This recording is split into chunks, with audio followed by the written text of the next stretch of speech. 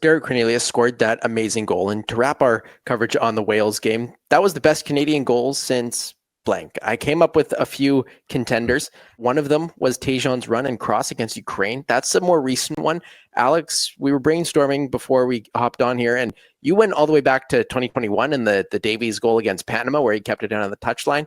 But there's a few contenders around here. Brendan, what was the last fantastic goal that you just, had a jaw-dropping moment for Canadian soccer?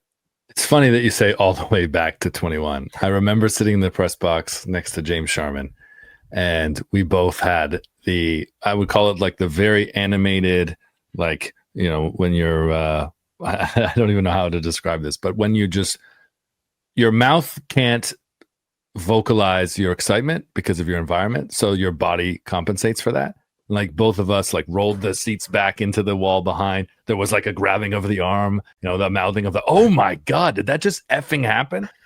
That's what that Davies goal was for me. And I had the exact same experience, except I centered myself because my 2.5-year-old was in the room when Cornelius scored that goal.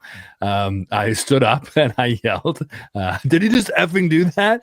And to which my 2.5-year-old son repeated, did he just effing do that? And I thought, wow, so good of me to live censor myself that now he's just going to walk around at school and say effing instead of the real word. I feel like I've been a good dad here.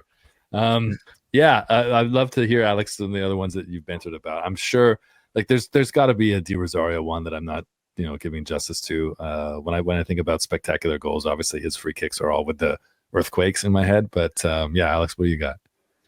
Yeah, I mean, Davies, I just thought of because I agree with you. We were all in that press box. I was on the pitch. I was shooting that window for Between the Sticks, the old website, and I was on the pitch and I saw Davies coming down the wing. All of us. Yeah, I was outstanding. Yeah, because I still remember just thinking that ball in my head. I'm like, that's still in, and then the way he picked it up. So Davies definitely feels like that's why I use the Davies as a benchmark because I'm thinking this decade.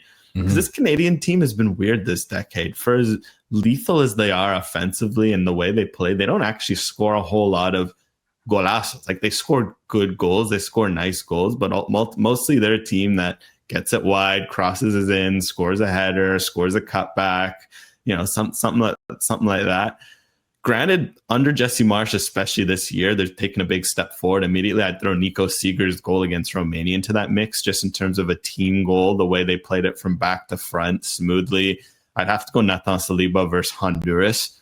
That's another thing this Canadian team has not done a great job of, is shooting and scoring from outside the box. So I think you have to put Saliba scoring a goal like that in open play into the mix. Ben put in a great shout here too, because you don't see these all that often. Ismael Kone's goal against Uruguay was kind of forgotten because it was a third place game, but the way it was flicked on by Bombito and he kind of half bicycled kicked it into the goal. If that was scored in a Copa America semifinal or quarterfinal instead of a third place game, I think that would have been remembered a lot more differently. So I think it's funny because you look at all of those, they're all in the last 14 months. So maybe there's something to be said about Jesse Marsch letting the reins a bit loose. And maybe we're going to see even more golazos because, hey, if it's anything like the Derek Cornelius, I agree with you. Watching these Canada games, I barely react when they score anymore. Cornelius was one of the ones, and I was on my own. I had no one around me to validate. I just stood up. I was like, what WTF? Genuinely, what the heck was that? Where did that come from?